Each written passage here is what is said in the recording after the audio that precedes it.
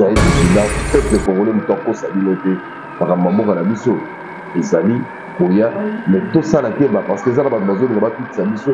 tout bomana to inana mais ça pour l'intérêt là comment on va l'étranger ato kufi ato baby etali bango te ye aza étranger azokende na ye po ye mutu wana na likombo na ye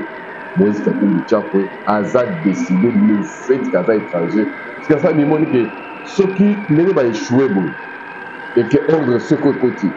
bango na ndenge bakabamili bamafia makambo na bango ebele korévise parce que falaki balata humilité ya kitonda mpoza république to kitonda république wana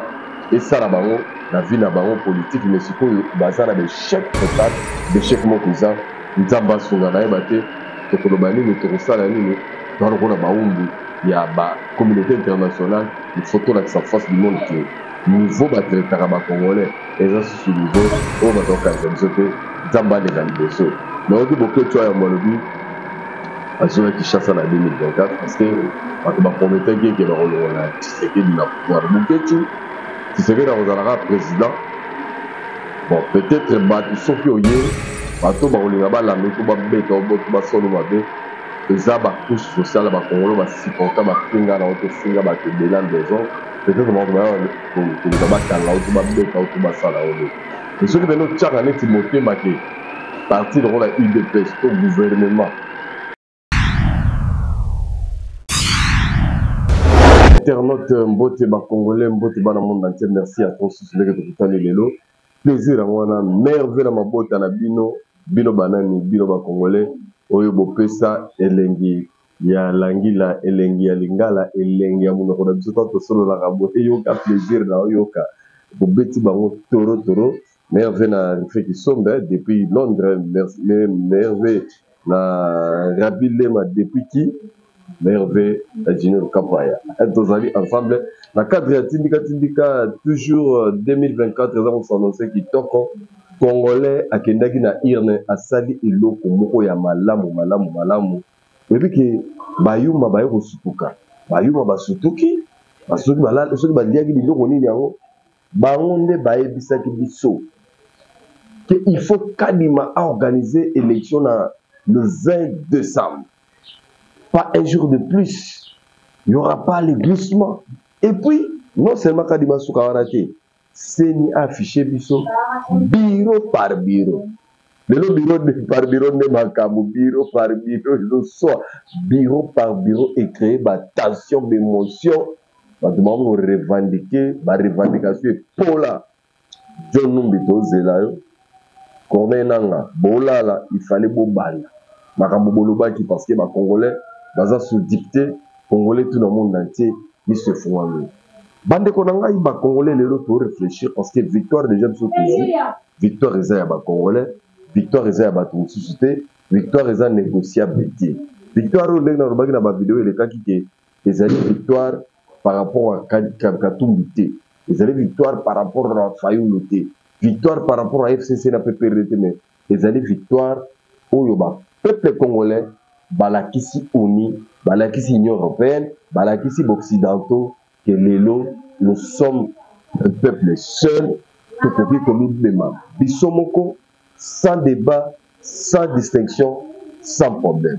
d'ailleurs bikolo nango nous en a besoin il y a appui il y a ba congolais nous tout ba diloba moko tous on a diloba moko pour Maramuso et Bakokende Liboso. Dès que tu as na Soukambula, tu as des élections, tu as Maramuso, tu as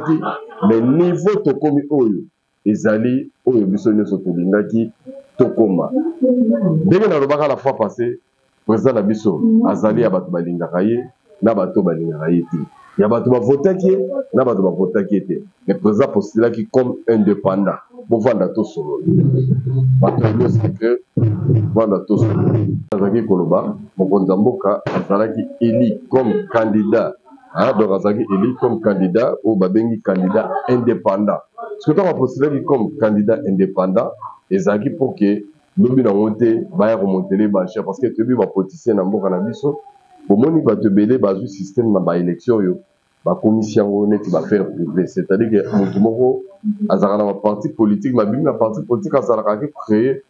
ma politique mo boye, to plateforme politique mo na kati wana atondi tsusu parti mosusu na kati ya parti wana bacréer candidat député. Objectif ezani pour que soki tosali élection législative na suka na kota bapiblie badéputé motu wana badéputé ne soki 15-30 député akomi komonte nango bachere auprès ya chef de l'état comme quoi mokonzi nga na badéputé ebele nommé nga place tel et wana intérêt ya congolais eza te na kati. Voilà pourquoi président de la république azalaki très sage à postuler comme indépendant et na indépendant wana donc il lui revient que akozala présent ya bato nyonso ce qui est tombé que famille politique na ye j'allais dire donc union sacrée na IDPS bazwi majorité na parlementaire et que l'adversaire, tout indépendant, surtout la plateforme opposée à la majorité, en tout cas, va remener mon conduit dans le sens que à la majorité et ceux qui m'ont conduit dans le niveau azali, à Monique et Simbati, il sera obligé à dissoudre le Parlement pour que à nommer soit informateur à identifier la majorité ou va former la majorité autour de pour travailler dans le cadre de la vision. Parce que le problème est pour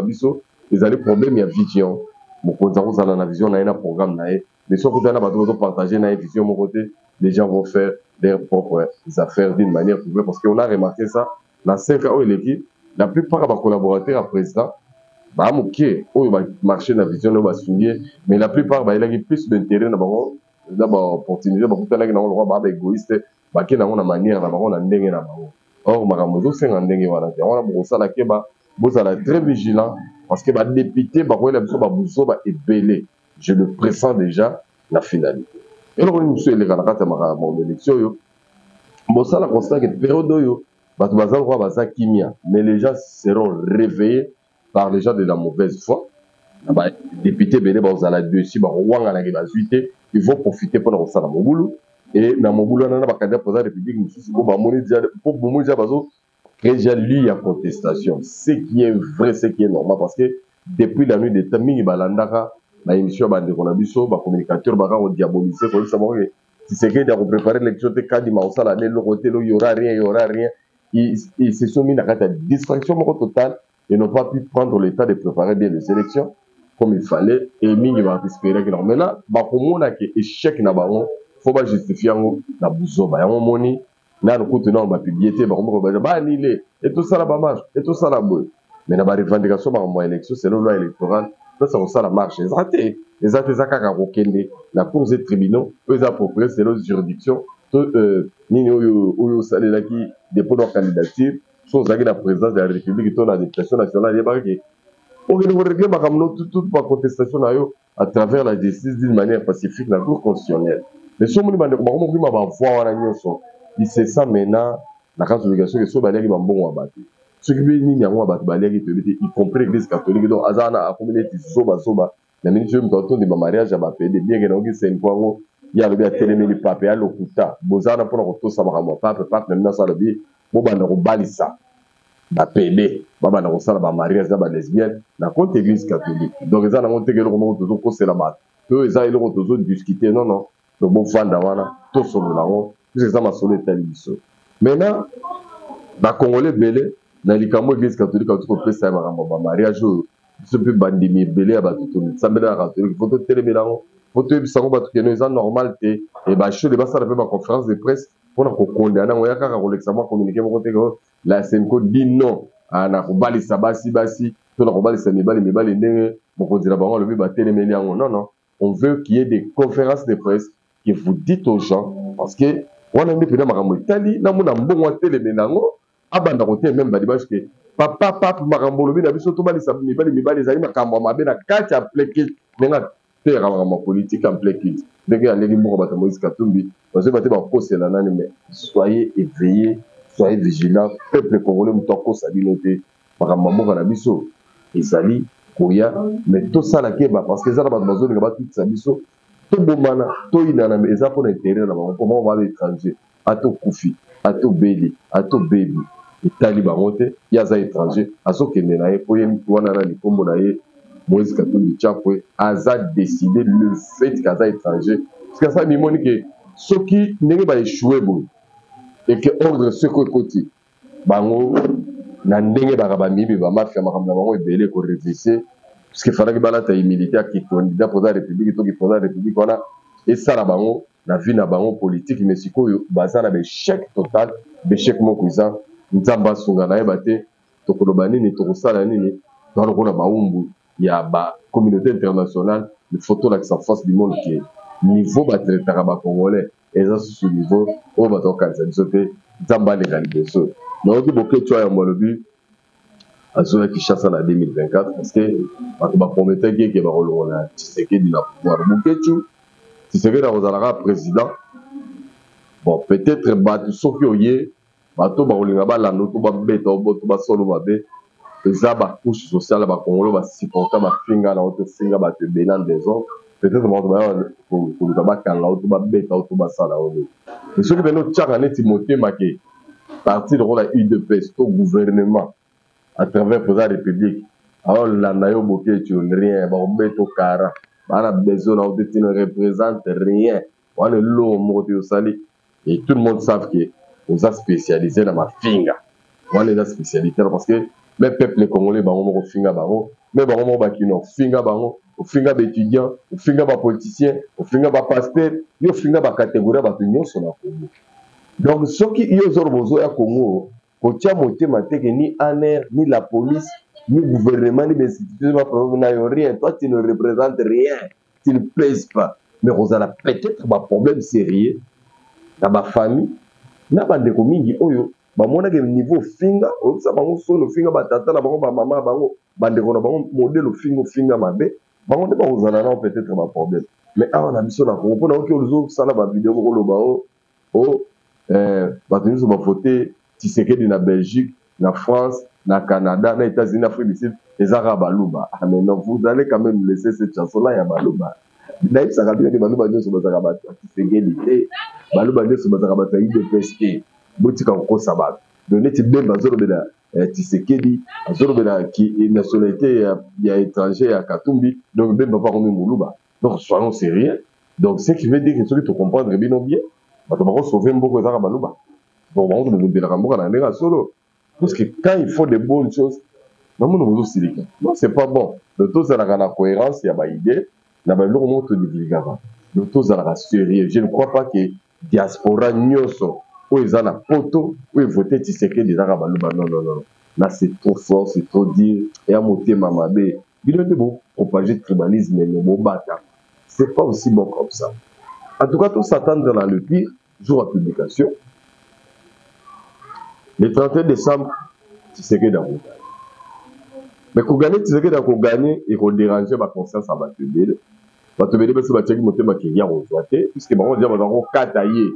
avant élection onga saso yo sepela neti eza neti kogénéraliser mais il s'est fait que vous se trompez tellement bocréaki campagne ya haine na diabolisation trop ya Tshisekedi et en faisant passer dans les têtes déjà que Tshisekedi asalaka eloko te et kosalaka baœuvre na baréalisation Tshisekedi convaincre bato bango moko bayo comprendre ke bokosaka boza nde bahaine maintenant quand les gens ont compris ça ils ont voté Tshisekedi massivement quel que soit à l'extérieur, quel que soit à l'intérieur. Maintenant, bino, vous êtes dérangé. Et vous allez bientôt créer beaucoup de conflits, beaucoup de haine. Mais tu as bien tant ça m'a cassé pour baboma bakasaye baboma baluba. Mais les kasaye les baluba n'ayez pas peur. Ils allaient ndenge yakala. Ils allaient voir ndenge bande kona so bakatange bele. Bomoni bango déjà ba vidéo moko bibija, ba bimisi ba drapeau na bangwana yakatanga na bakatakatanga. Bagamba bakasaye na baluba na katanga ezalaka prétexte au fond bandeko na biso mingi ya katanga balingaka nde biso bandeko na bango bakongolais te d'une manière générale bango balingaka nde base détaché na Congo bakoma indépendant maintenant bayaka kokosela nde na nsima bakasaye na baluba mais au fond ya bandeko na biso ya katanga c'est que moi j'ai compris il n'aime pas les Congolais bakongolais ba province mosusu au fond balingaka bango te mais bayaka kobata masima bakasaye na nsima ya baluba parce que lelo quand batombolaka biso badrapeau katanga na balakisaka ke baza bakatange soki balingi bakata katanga bakati katanga soso bakati katanga na Congo do katanga ekomi pays ataki moto ya province mosusu oza susu utile mpa na bango te okomi étranger automatiquement okonstate ke lobi soki bango bakati katanga balobi katanga ekomi autonome katanga ekomi indépendant yo moto ya province mosusu nde oza adimi kuna non ils seront un pays à part. Donc, Baro va se revendiquer dans ce sens. Maintenant, makambo baluba ezalaka juste prétexte moko bavasaka na kati ya masolo na bango. C'est ce qui fait que ndenge bokaka bango wana balobaka biloba au fond eza ndenge elongobani. Voilà pourquoi bazali bato moko très compliqué, moins sérieux na ndenge baza koembrouiller biso na mboka oyo par rapport à biloko na bango. Donc vous allez voir que il y aura des courants na katanga wana lors de la publication des résultats final. Il y aura gros numéro na mukakuna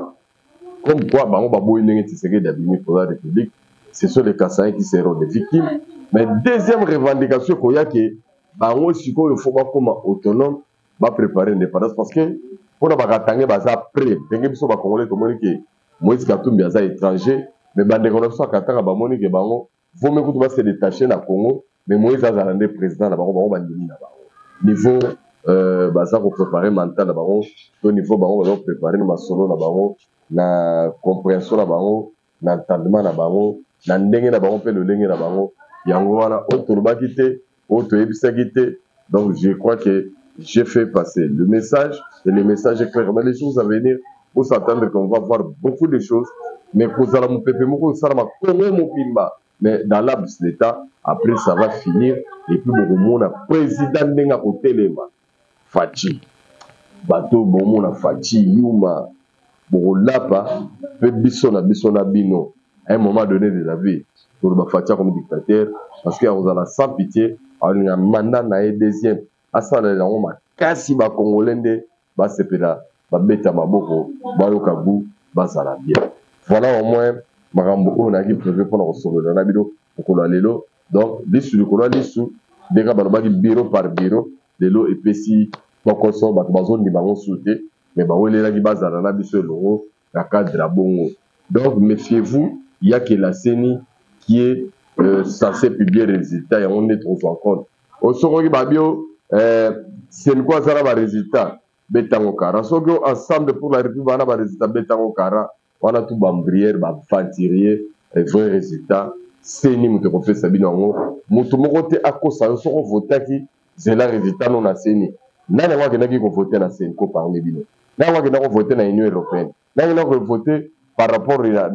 ensemble. Donc biso na bino biso so ba tout posilaki to kendaki ko voter rien que na CENI d'où résultat nous aurons la CENI mais final et vous allez cours professionnel. Merci na Rabi Lema Joël Noël Mervé, merci na Junior Kapaya effet qui sombe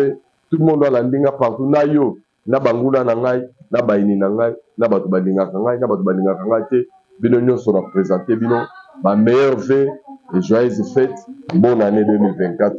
Nzambe apesa biso pema abattre bino na mabota na bino totia elike pa na me kobosa na tenge na lobaka toujours bolingo ya Congo na ya ba Congolais soko monité kondima te bonne année.